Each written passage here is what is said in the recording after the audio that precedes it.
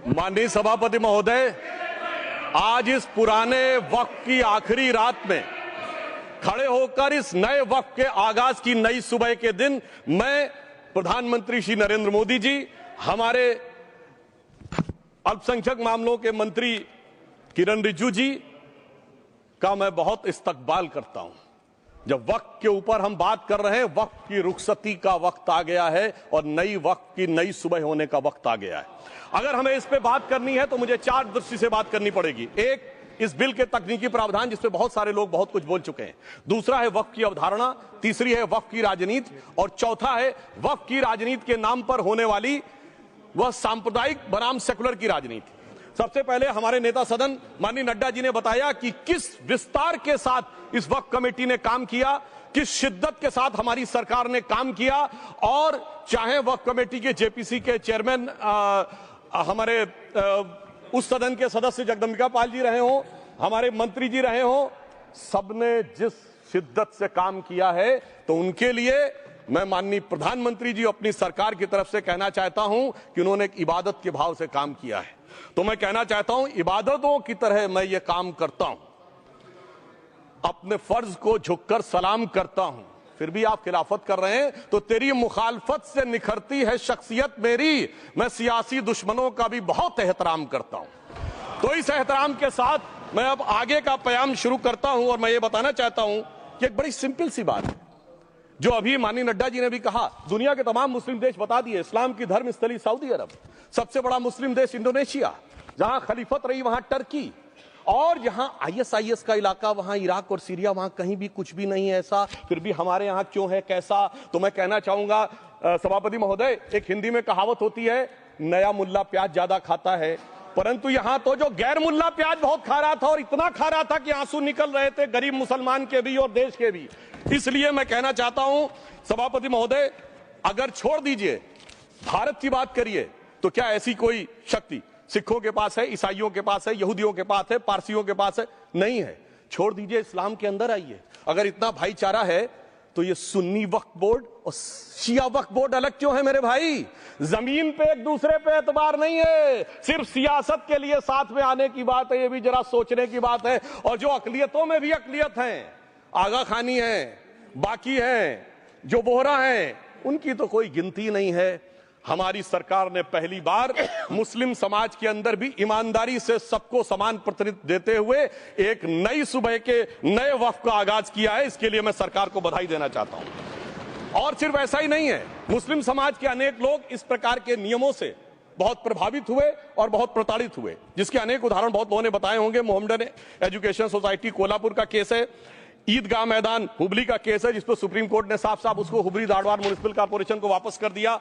Anisa अयासा versus Tamil Nadu वक्फ board का case है, Telangana state versus Mohammad Muzaffar का केस है, हिमाचल प्रदेश वक्फ बोर्ड वर्सेस ख्वाजा खलीलुल्लाह का केस है।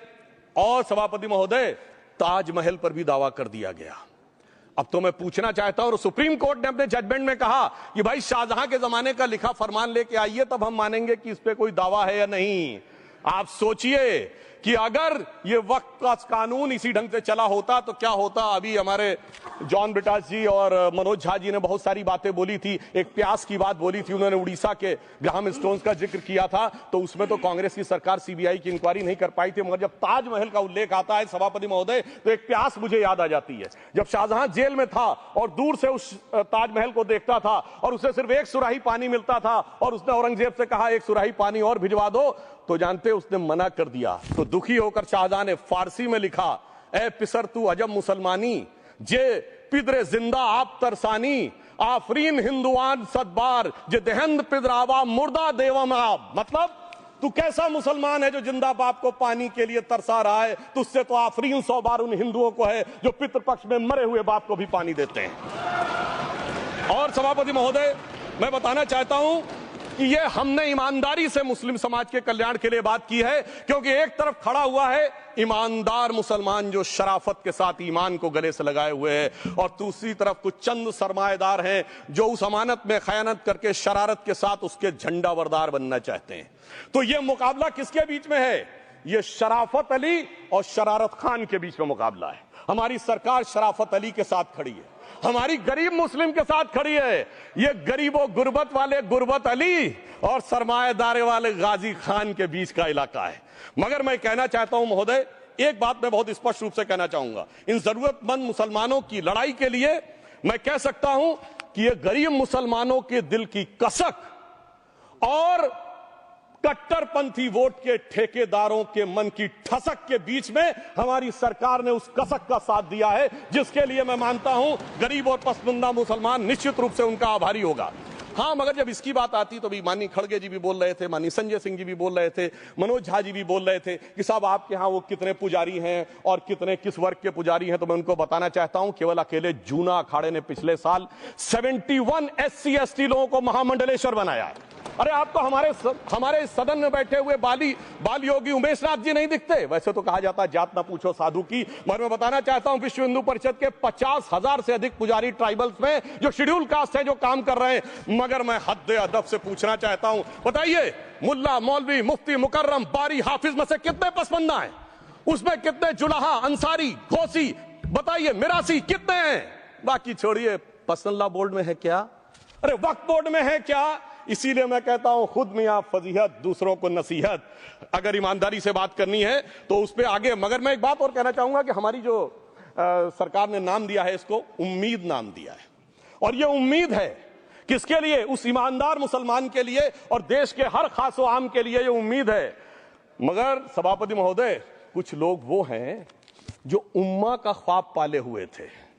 उम्मा शायद हमारे बहुत से लोग समझते हो ना समझते हो, पूरी एक एंटायर जो इस्लामिक खलीफत और राज होता है उसको उम्मा कहते हैं। उम्मीद वालों को तो उम्मीद की नई रोशनी दिख रही है, उम्मा वालों की उम्मीद पे पानी फिर रहा है। तो ये उम्मीद और उम्मा के बीच का भी मामला है। परंतु मैं ये भी कहना चाहूंगा सभापति महोदय, इसके बाद सिर्फ ऐसा ही नहीं था, प्रॉपर्टीज के ऊपर तमाम सरकारी प्रॉपर्टीज पे जिसमें बहुत डिटेल में हमारे साथी लोग गए, मैं डिटेल में नहीं जाना चाहता। भोपाल का विषय है, हैदराबाद का विषय है, मुंबई का है, लखनऊ का है, पटना का है, बहुत प्रकार से है। माननीय लालू प्रसाद यादव जी का विषय जब बताया गया था तो बहुत ज्यादा हमारे मनोज झा जी बोल रहे थे, तो अब मैं उसके डिटेल में नहीं जाना चाहता हूं। सबने वो वीडियो देखा है। बस एक लाइन में उनके लिए कहना चाहूंगा, वो कुछ भी बोल रहे हैं, जिसे कहते हैं बिगड़ी बात बने नहीं, लाख करो किनकोए, रहीमन बिगड़े दूध को मथे न माखन होए। अब जो बोलना था वो बोल चुके, सबके सामने वो आ चुका। अब एक बात और है, दूसरे धर्म स्थलों के बारे में विषय आता है, तो मैं याद दिलाना चाहता हूं केरला के कैथोलिक चर्च ने 31 मार्च 2025 को जो लिखा, सिर्फ उसकी लास्ट की 2 लाइन बोलना चाहता हूं। We request the central government to get the amendment bill passed as early as possible so that the tears of thousands of suffering people in the place like Munambam can be wiped out only by a legal amendment that can provide a permanent solution to their suffering. We urge all the MPs from opposition party to support the bill so that the historic legislation can become unanimous. मगर सभापति महोदय, ये अल्पसंख्यकों की बात करने वाले जब अल्पसंख्यक की बात आती तराजू पे तोलते हैं, किसका वेट ज्यादा है, किसकी धमक ज्यादा है, किसकी खनक ज्यादा है, फिर तय करते हैं कि माइनॉरिटी के साथ आना है, किस माइनॉरिटी के साथ नहीं आना है। और मैं एक और बात कहना चाहता हूं, तमिलनाडु के तिरुचेरी मंदिर की बात आई, यमुनानगर में गुरुद्वारे की बात आई, केरल में क्रिश्चियन कम्युनिटी की जमीन की बात आई। बहुत सारे लोग प्लेसेस ऑफ वर्शिप के एक्ट की बात करते हैं, तो as per places of worship act Tamil Nadu का मंदिर का तो स्टेटस नहीं चेंज हो सकता भाई। 15 अगस्त 47 के बाद किसी प्लेस ऑफ वर्शिप का स्टेटस नहीं चेंज हो सकता, तो वक्फ बोर्ड को क्लेम फॉरफिट कर देना चाहिए, because it is in contrast to the places of worship act.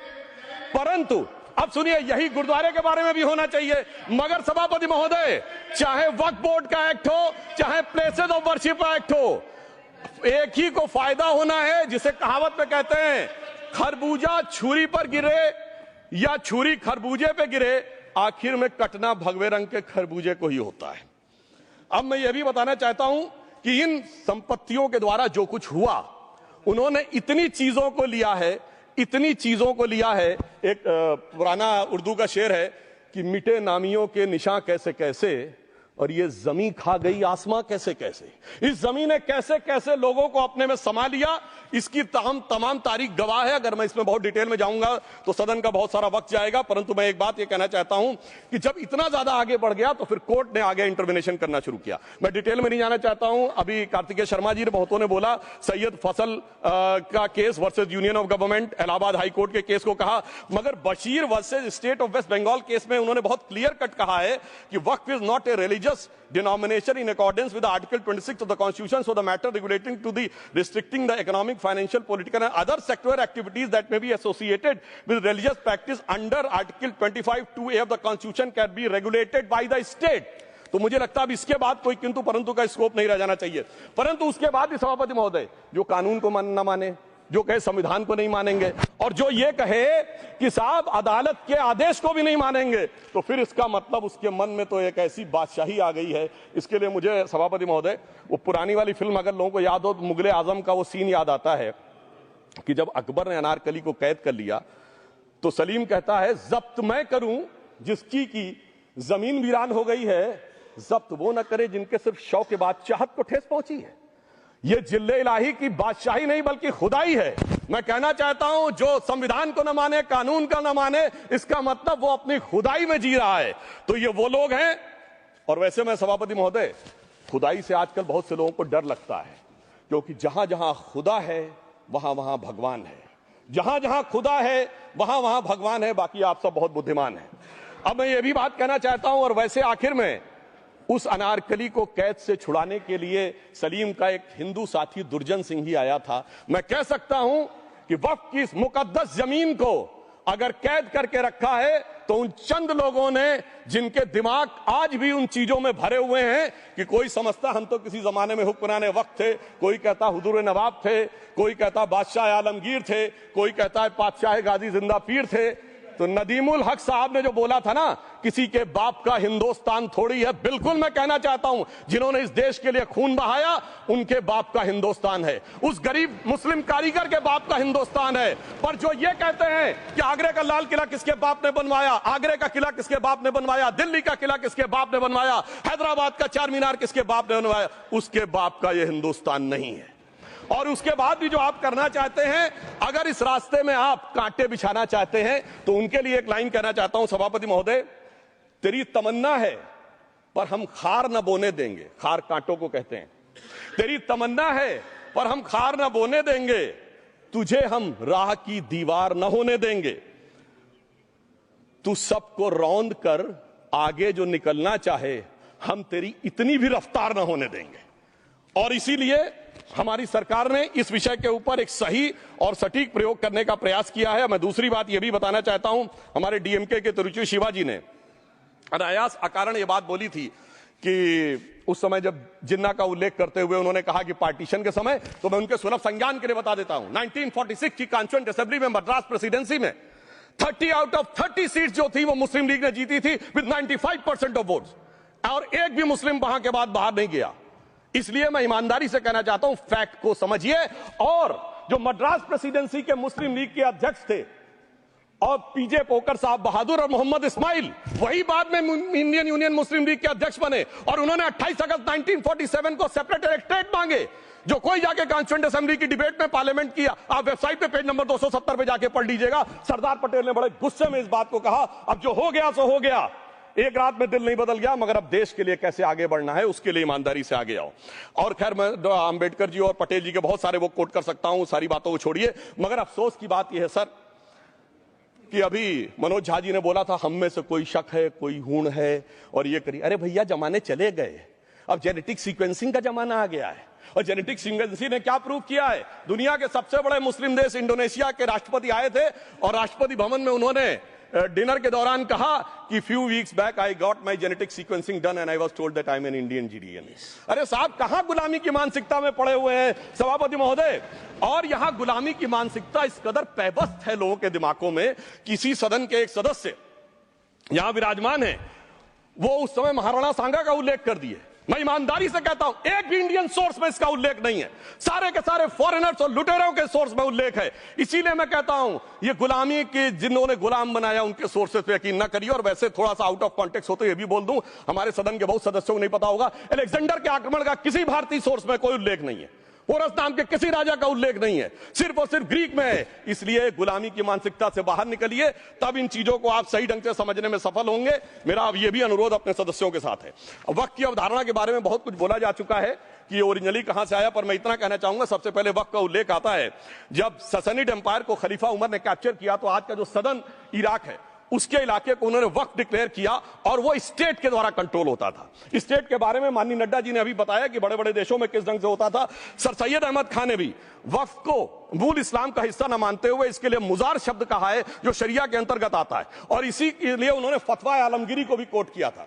और इसीलिए 1894 की जो प्रिवी काउंसिल का जजमेंट जो आया था वो वक्फ अल औलाद के खिलाफ आया था। मगर सभापति महोदय 1906 में कलकत्ता कांग्रेस अधिवेशन में कांग्रेस ने प्रस्ताव पारित किया कि प्रिवी काउंसिल के जजमेंट में कुछ गलती है, इसे बदलना चाहिए, क्योंकि 1904 में जिन्ना कांग्रेस को ज्वाइन कर चुके थे। इसलिए मैं कहना चाहता हूं फिर 1913 में वो जजमेंट बदला कि हमारे सदन के बहुत से सदस्यों ने इस सदन और दूसरे सदन में बोला है, मैं एक सेंटेंस बोलता हूं, लगेगा जैसे वही लोग बोल रहे हैं। वर्ड ये है, कोट है, since the bill was introduced to administer the Muslim law for Musalmans so the question of public policy does not arise.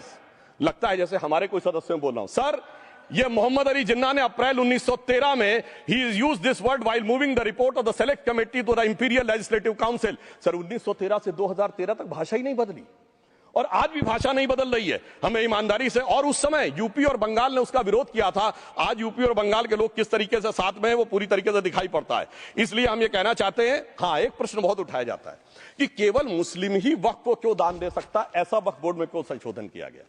मैं ईमानदारी से कहना चाहता हूं, ऐसा नहीं कि मैं इस्लामिक मामलों का बहुत बड़ा आलिम फाजिल जानकार हूं, मगर इस्लाम में बहुत साफ मान्यता है कि जो गैर मुस्लिम है उसकी इबादत अल्लाह कबूल नहीं कर सकते, उसकी दुआ कबूल नहीं होगी तो दान कैसे कबूल होगा। साहब हम इस्लामिक भावना का सम्मान कर रहे हैं।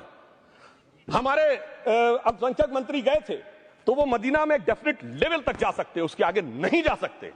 अगर इबादत की इजाजत नहीं है तो साहब जायदाद की इजाजत कैसे हो सकती है। मुस्लिम भावना का सम्मान है, और अगर है तो कोई मुल्ला मौलवी मुफ्ती मुकर्रम बारी आज आके बता दे कि कबूल हो सकती है दुआ, तो हम दान भी कबूल करने के लिए तैयार हैं। और तो और छोड़िए साहब, जब आप कहते हैं कि हर चीज हलाल होनी चाहिए, तो साहब हलाल करने की प्रक्रिया नहीं, हलाल करने वाला भी मुस्लिम होना चाहिए, तब वो हलाल होता था।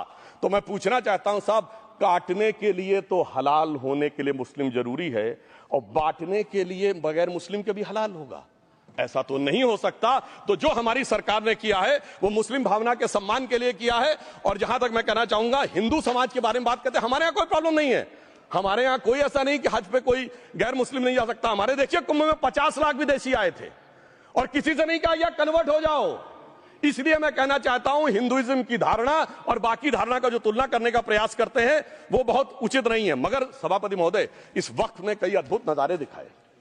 इस्लाम में जो काफिर से ज्यादा मुशरिक और शिर्क को बुरा माना गया, नहीं जो भगवान को माने ही नहीं। यहां देखिए वो लेफ्ट के लोग जो कहते धर्म एक अफीम है, वो आज खुदाई खिदमतगार बन के खड़े हो गए। सोचिए कैसा बदलाव आया है। और सर मुझे एक और चीज नजर आती है, एक पुराना गीत था, वक्त ने किया क्या हसी सितम। तो आज मैं कहना चाहूंगा, वक्त ने किया क्या हसी सितम कि मुस्लिम लीग और शिवसेना मिलके हो गए हम। और मैं कहना चाहता हूं, ये मुस्लिम लीग वो है जिसने सेपरेट इलेक्टोरेट की मांग की थी, और इस शिवसेना के उबाटा के हमारे इस सदन के एक सदस्य हैं। और सर हमारे साथ मुरली जी बैठे हैं, मुरली देवड़ा जी ने मुझे याद दिलाया, उन्होंने मिलिंद देवड़ा जी ने याद दिलाया, उन्होंने कहा एक जमाने में उन्होंने कहा था मुस्लिमों की नागरिकता छीन लेनी चाहिए। इसीलिए मैं कह रहा हूं, वक्त ने किया क्या हसी सितम, ये दोनों मिलके हो गए हम। और सर मैं इसके बाद एक टेक्निकल बात करना चाहता हूं। जब इन्होंने टाइम ड्यूरेशन हटा दिया था और बैक में पीछे जा सकते थे, तो मैं पूछना चाहता हूं सर कि जब ब्रिटिश हुकूमत आई तो उसने तो मुगलों सारी हुकूमत ले ली थी, तो उनका मालिकाना हक कैसे हुआ। सर 1707 के बाद तो इस्लामी हुकूमत दिल्ली से खत्म हो गई थी। एक आखिरी मुगल बादशाह शाह आलम के लिए तो बोला जाता था सल्तनते शाह आलम दे लाल किले ते पालम, यानी आज का IGI एयरपोर्ट। तो साहब उसके बाद ये गुजरात के सूरत से लेकर लखनऊ तक उनका मालिकाना हक निकलने कहां से लगा। अरे भाई जब दिल्ली को कैप्चर किया था अंग्रेजों ने तो सारी जमीन अंग्रेजों की थी। तो जब मैं अपने कांग्रेस के मित्रों से पूछना चाहता हूं, ये जब गवर्नमेंट ऑफ इंडिया एक्ट में पावर डीड ट्रांसफर की थी तो पढ़े नहीं थे क्या, या खोखले कागज पर साइन कर लिए थे, या कागज सही था आप खोखला करने की बात है।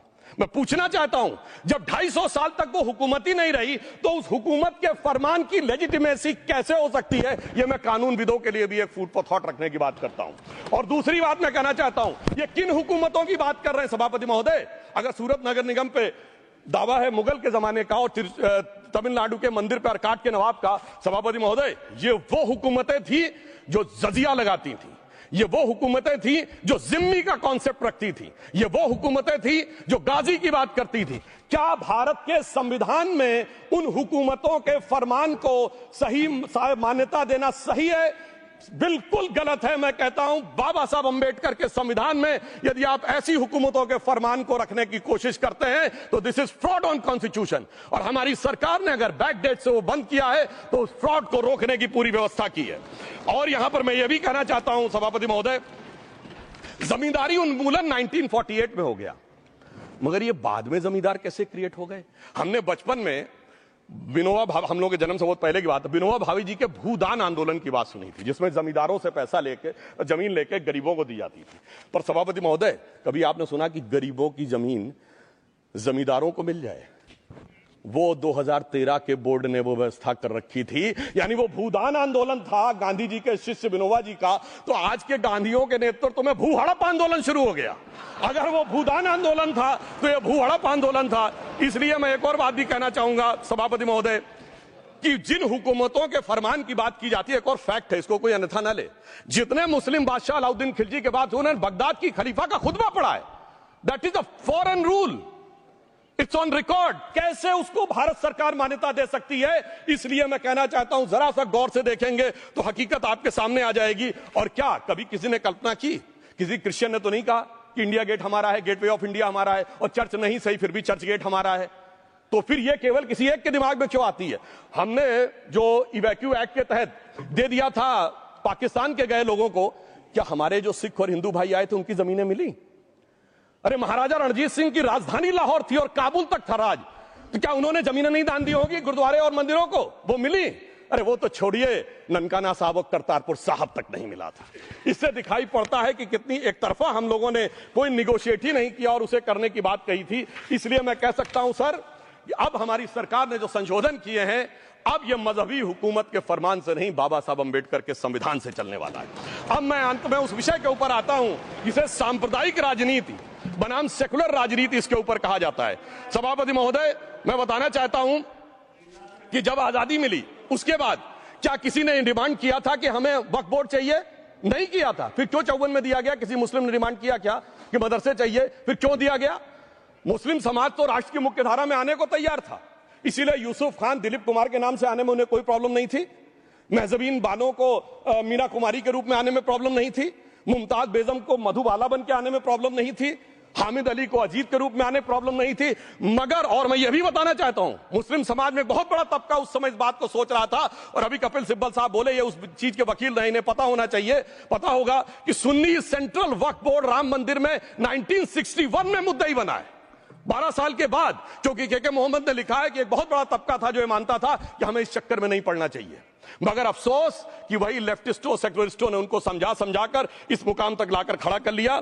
अब यहां मैं एक और बात कहना चाहूं, खैर छोड़िए उन सरकारों ने बाद में क्या दिया, मगर उसके बाद सुनिए, इंदिरा जी के जमाने में मुस्लिम पर्सनल लॉ बोर्ड आया, तो राजीव जी के जमाने में शाहबानो केस आया, तो नरसिम्हा राव के जमाने में 95 का एक्ट आया, तो मनमोहन सिंह जी के जमाने में 2013 का एक्ट आया, मगर इलाज नहीं निकला।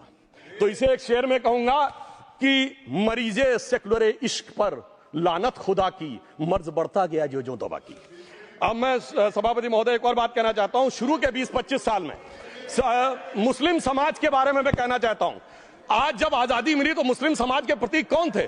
उस्ताद बिस्मिल्लाह खां, उस्ताद फरीदुद्दीन डागर, उस्ताद बड़े गुलाम अली, उस्ताद जाकिर हुसैन, जिनकी अभी कुछ दिन पहले डेथ हुई, बड़े बड़े नगमा निवार, हसरत जयपुरी, मजरूर सुल्तानपुरी, साहिर लुधियानवी, कैफी आजमी, जोश मलियाबादी, जिगर मुरादाबादी। अब सर क्या हो गया? तब मुस्लिम समाज इन अदब के शाहकारों के साथ जोड़ा जाता था। आज मुस्लिम समाज का नेतृत्व किन लोगों के साथ जोड़ता है? इशरत जहां, याकूब मेनन, मुख्तार अंसारी, अतीक अहमद, दाऊद इब्राहिम। कौन जोड़ रहा है ये? तब से सर, जब से ये सेकुलर हो गया देश 1976 से और सेकुलर सियासत शुरू हुई, उसने ले जाकर इनको इस मुकाम तक पहुंचाया। और इस वक्फ बोर्ड के बिल में भी जो बात कही जा रही है सर, मुस्लिम समाज को यह समझाया गया कि तुम्हें बीजेपी वालों को तुमसे बड़ी अदावत है, और कहा गया इनको बड़ी मोहब्बत है। जब यह देश आजाद हुआ, मैं उत्तर प्रदेश का रहने वाला हूं, उत्तर प्रदेश में 1931 की संसद में 8% रेट ऑफ डेथ थी और सैयद मुसलमानों में 24% थी। यूपी की ब्यूरोक्रेसी में 20% थे। आज कहां चले गए सब? मैं एक लाइन में कहना चाहूंगा, ये अदावत और मोहब्बत की सियासत में ऐसे फंसे कि किसी को किसी की मोहब्बत ने मारा, किसी को किसी की अदावत ने मारा, मगर इस शराफत अली को सेकुलर सियासत ने मारा। और मैं सभापति महोदय एक और बात कहना चाहता हूं कि चलिए बोलिए। Fauzia Khan, please one second, mic is there. Yes, ये बोल रहे हैं मुस्लिम समाज आज का इशरत जहां और फलाना टेररिस्ट के साथ नाम जोड़ रहे हैं। ये बिल्कुल आरोप है सर, इसको एक्सपंज करना चाहिए। ये समाज के साथ अन्याय है। ये बात आपको एक्सपंज करना होगा सर, ये बात को। एक honourable member, if you would carefully go through what Sudhanshu has said, I am sure you will appreciate his spirit. Just think for a moment. He has not cast any aspersions. Sudhanshu, go ahead. Time में जवाब दूंगा और उसके बाद ये हमारा सदन माने ना माने जो देख रहे होंगे उनके लिए कहना चाहता हूं sir, doctor APJ Abdul Kalam. One second. काहे परेशान? Vaiko ji, honourable member, Vaiko ji, oh my God, Vaiko जी,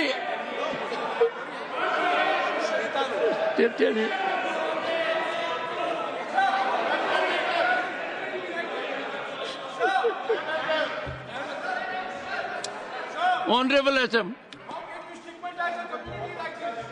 को जी हिंदी समझ रहे हैं।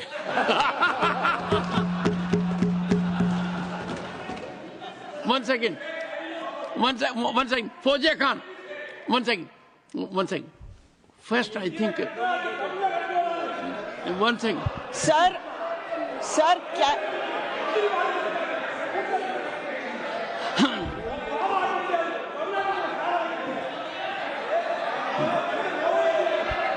Sir, community cannot be stigmatized. Yes, an entire community cannot be branded like this. Fauziya Khan ji, I'll come to you. I'll give you the opportunity. Honorable Finance Minister. But one line is said. One line. No, one nimisham irungappa, please. He might be very emotional, sir, but that one line he said is objectionable, and I will seek your indulgence to remove it. He said, Tamil Nadu la kaaruvai paakren. You enter Tamil Nadu, I'll see you. No good. No good. இல்ல தப்பது தப்பு அப்படி சொல்லக்கூடாது. நீங்க அப்படி பேசுறது தப்பு. நீங்க அப்படி பேசுறது ரொம்பவே தப்பு. இந்த நாட்டுல யார் வேணாலும் எங்க வேணாலும் கால் வைப்போம். யாருக்கும் அதிகாரம் இல்ல ஒரு உயிர் மேல. Honorable Finance Minister. So sir, this is atrocious. You set foot in Tamil Nadu and take care. What is that language? We have a Home Minister after a long time who has brought about changes unthinkable. What he said, you can be fully assured. Yes, Honorable Home Minister. Yes, Jairam ji. Minister, please. If the Honorable Finance Minister has found a statement objectionable, Jairam ji, the statement of the Honorable Member stigmatizing a whole community is objectionable. Oh. And what is worse is the chairman lending respectability to that view. Oh my. That is even worse. Honorable that is even worse. मान्यवर, सुधांशु जी ने मुसलमानों के लिए कुछ नहीं किया है, India alliance के लिए किया है। अब मैं एक एक कर कर बता देता हूं। अरे सुनो ना भाई, आप सुनो तो। अरे दिग्विजय सिंह सुनिए, मैं खड़ा हूं ना अपने पैर पर। मान्यवर, सुधांशु जी ने कहा इशरत जहान, यही एनसीपी पार्टी ने इशरत जहान के घर पर जाकर रुपयों का इनाम भी दिया था और उसको शहीद बताया था। दूसरा कहा अतीक अहमद किस पार्टी से थे? इंडिया अलायंस की। दूसरा कहा अंसारी किस पार्टी से? कांग्रेस और इंडिया अलायंस के। ये सारे नाम आपके साथ जुड़े हैं भाई। उल्टा उन्होंने तो मुसलमान कम्युनिटी से तो ढेर सारे शायरों का नाम दिया जिन्होंने साहित्य की सेवा की और ढेर सारे साहित्य की रचना की। Sudhanshu, he's not yielding now. Sudhanshu. सबसे पहले मैं तमिलनाडु का जवाब देना चाहता हूं। Yes. सभापति महोदय, तमिलनाडु से ही डॉक्टर एपीजे अब्दुल कलाम थे और मैं सारे सदन से कहना चाहूंगा, डॉक्टर कलाम का नमाजे जनाजा और याकूब मेनन का नमाजे जनाजा एक ही दिन हुआ। कितने लोग याकूब मेनन के नमाजे जनाजा में गए और कितने डॉक्टर कलाम के नमाजे जनाजा में गए? डॉक्टर कलाम मेमोरियल पे कितने लोग की फोटो है? दिखाएं मुझे, सोशल मीडिया पे पोस्ट की हो। मगर अफजल हालात का मारा था, आपके एक मंत्री का ऑफिशियल ट्वीट है, वो इस सदन के सदस्य नहीं तो मैं नहीं बोल रहा हूं। याकूब मेनन की जुडिशियल किलिंग हुई, आपके एक नेता का, मिनिस्टर का ऑफिशियल ट्वीट है, सदन के सदस्य नहीं है इसलिए नहीं बोल रहा हूं। और सर 26/11 आरएसएस ने कराया, सदन के सदस्य बैठे हुए हैं।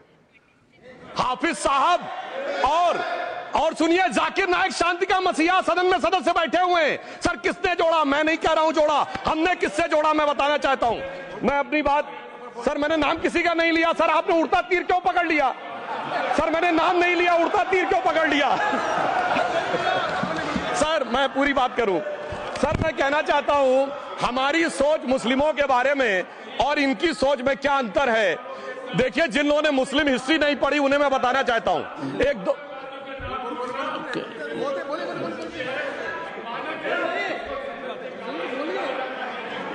सभापति महोदय, मैं थोड़ा उन लोगों को इस्लामिक हिस्ट्री के बारे में बताना चाहता हूं। Honourable Digvijaya Singh, please, no I'll give you chance. I'll give.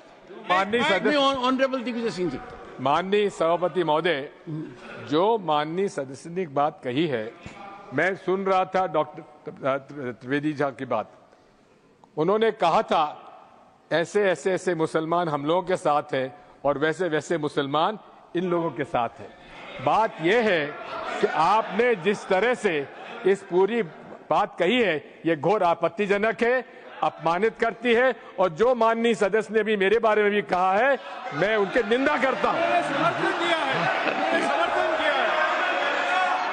Honourable home minister, honourable home minister, honourable home minister, एक सेकंड। Okay, one second, your mic will be on. जी महोदय, मुझे ये सब कहने की जरूरत नहीं है, लेकिन जो गुजरात में दंगे और फसाद हुए, कौन कौन उसके लिए जिम्मेदार थे बताइए। Honourable home minister.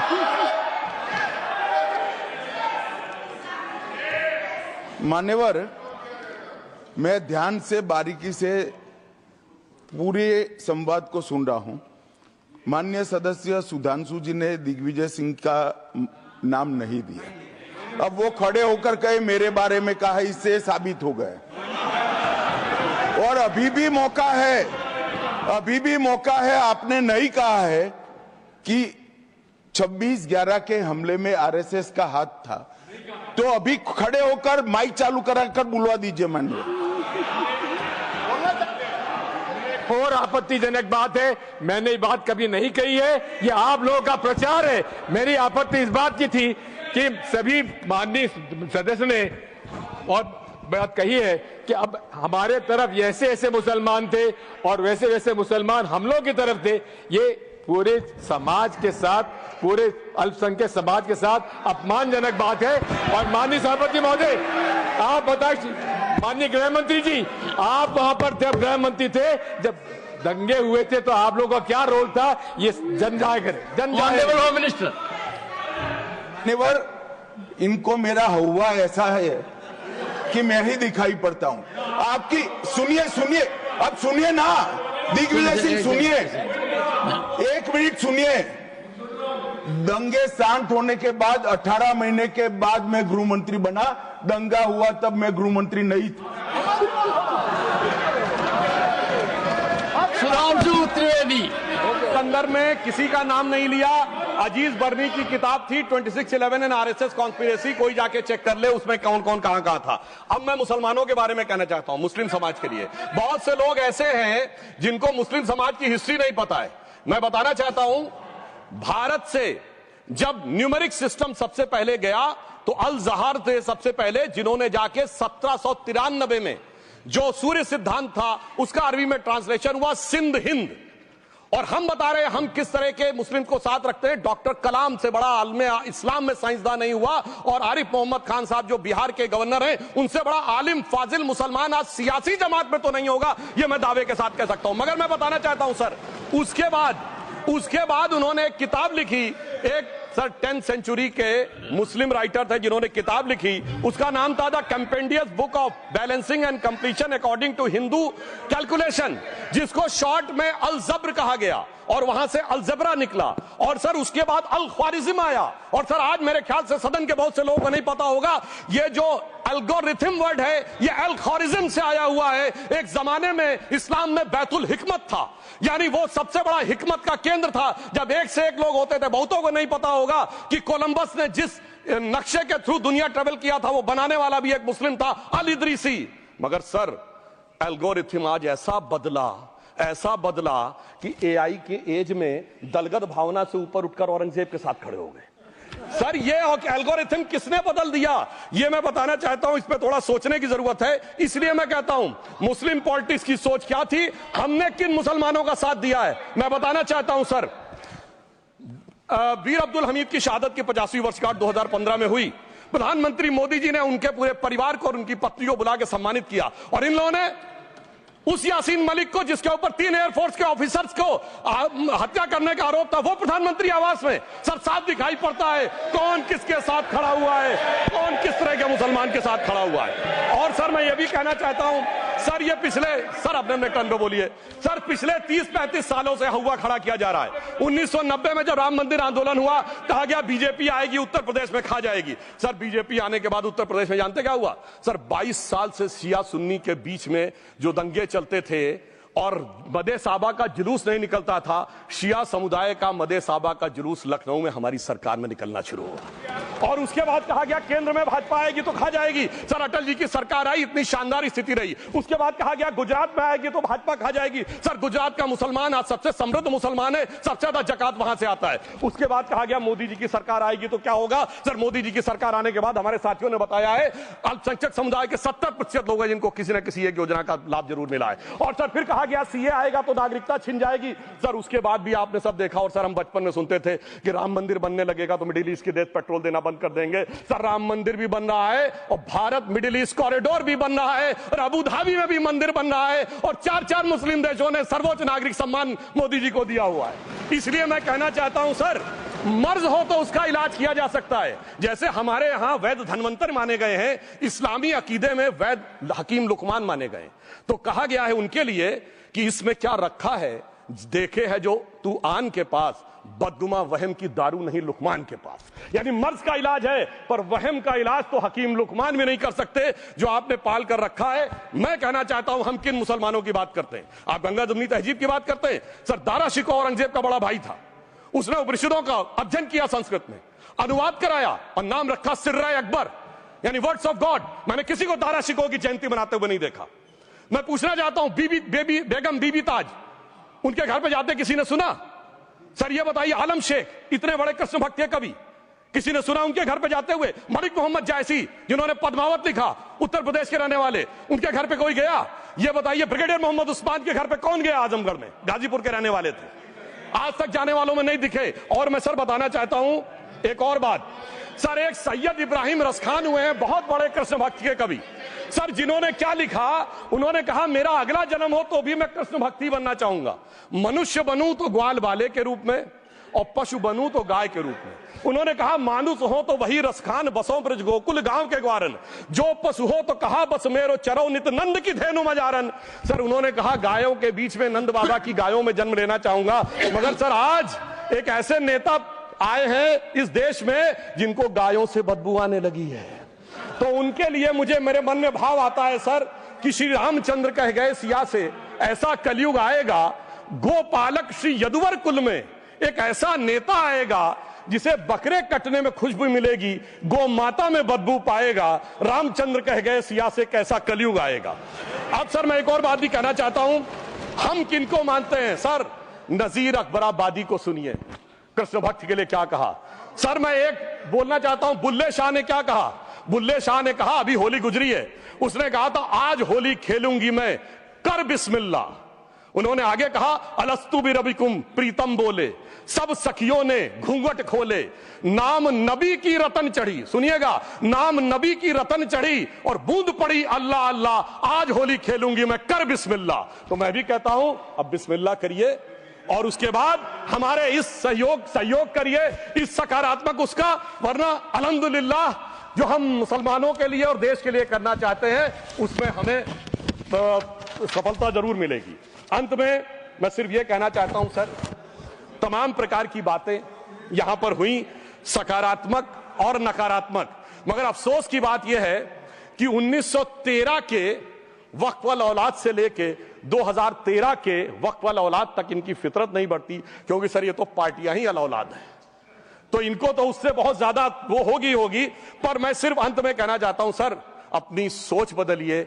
आप जिस कश्ती पे सवार होकर इस दरिया को पार करने की कोशिश कर रहे हैं, पिछले 75 साल में नहीं कर पा रहे हैं, 10-12 साल में बहुत हिचकोले खा रहे हैं, तो कश्ती और रास्ता बदलिए। तो इनके लिए अंत में एक पंक्ति कहते हुए बात समाप्त करना चाहूंगा कि इन्होंने कश्ती भी नहीं बदली, दरिया भी नहीं बदला, पर इन डूबने वालों का जज्बा भी नहीं बदला, पर है शौक सफर ऐसा, एक उम्र हुई हमने, मंजिल भी नहीं पाई, रास्ता भी नहीं बदला। अब अगर नई मंजिल पानी है, नई मंजिल की नई सुबह देखनी है, तो मैं कहना चाहता हूं आइए सबको साथ लेकर चलिए। और एक ऐसा वक्त आया है जब मैं जो हमारे किरण रिजिजू जी ने कहा था कि मैंने एक शम्मा जलाई हवाओं के खिलाफ, तो मैं प्रधानमंत्री मोदी जी की तरफ से कहता हूं कि हमें इल्जाम मत दीजिए, बहुत अफसोस होता है, हमें इल्जाम मत दीजिए, बहुत अफसोस होता है। बड़ी तरकीब से कश्ती यहां तक लेके आए हैं और बदल देते हैं हम दरिया की लहरें अपनी हिम्मत से, आंधियों में भी अक्सर चिराग हमने जलाए हैं। धन्यवाद।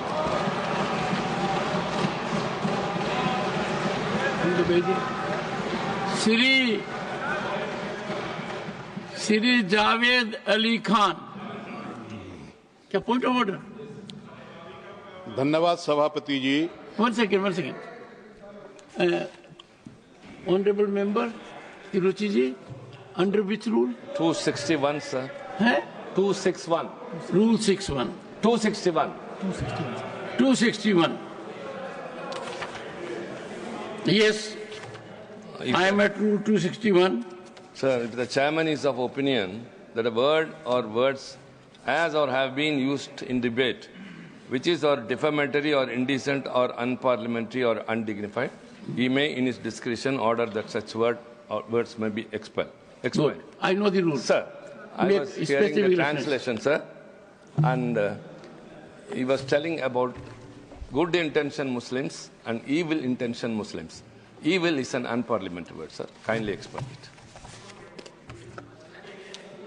While the Honorable Member Parliament Sudhanshu Trivedi has said enough on it, I reserve my order and you will have it tomorrow in detail on this point.